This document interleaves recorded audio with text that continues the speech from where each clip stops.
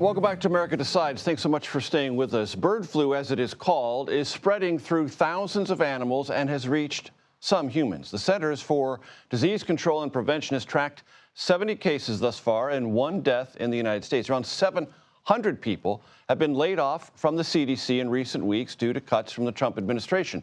And some public health experts are expressing concern that those job reductions might make us less prepared for the next pandemic. Science writer David Quammen joins us now. He is the author of the book Breathless, The Scientific Race to Defeat a Deadly Virus. Importantly, in 2012, he also is the author of a book entitled Spillover, Animal Infections and the Next Human Pandemic. So, David, you are deeply experienced in this area of research and writing. What is our current risk factor associated with bird flu and our ability at the federal level to properly measure it, explain it, and combat it? Well, our current risk level, according to the CDC website that I looked at today, is low.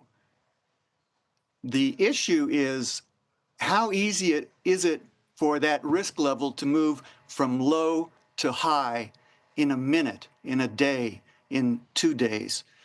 The cuts that we've all been hearing about to the CDC, to the National Institutes of Allergy and Infectious Disease, to the NIH, what concerns me about those cuts is the timing, the scale, and the focus of those cuts.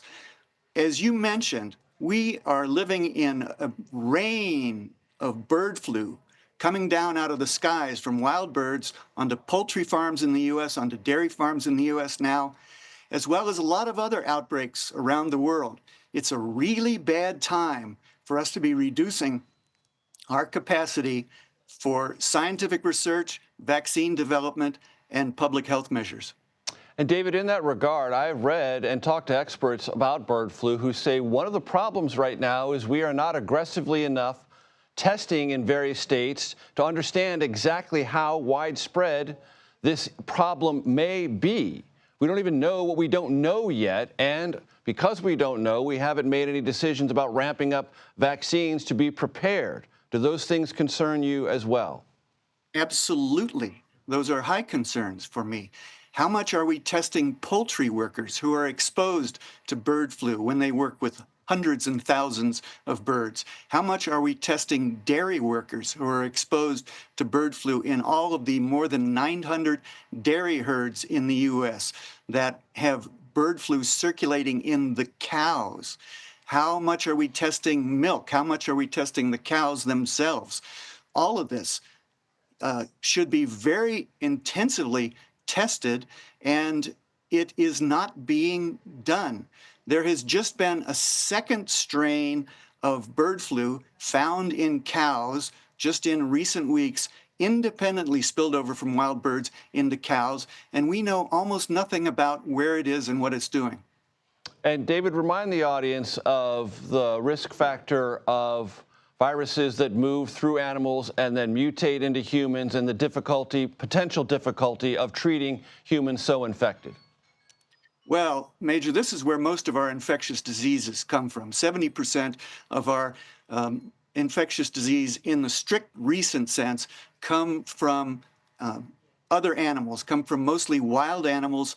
Those diseases, in particular viruses, spill over into humans. There's a whole drumbeat of these events that have happened in the last few decades. I wrote about them in the books that you mentioned.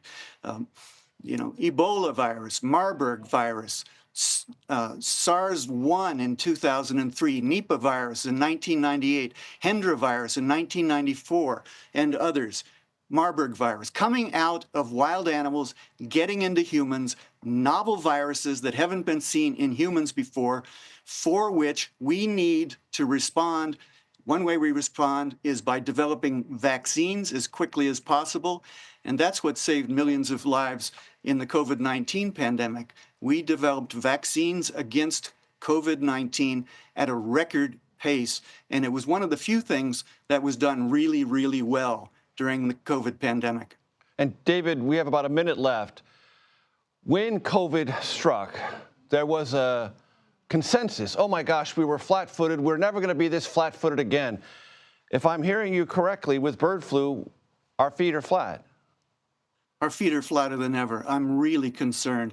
I think we are less prepared for a pandemic now than we were in January of 2020. The one thing that's improved is our vaccine research and development, the mRNA vaccine technology that was brought online by U.S. scientists and U.S. public health people and private sector U.S. pharmaceutical people so quickly. We have that, but otherwise, we are blinding ourselves to the disease threats that we are facing now.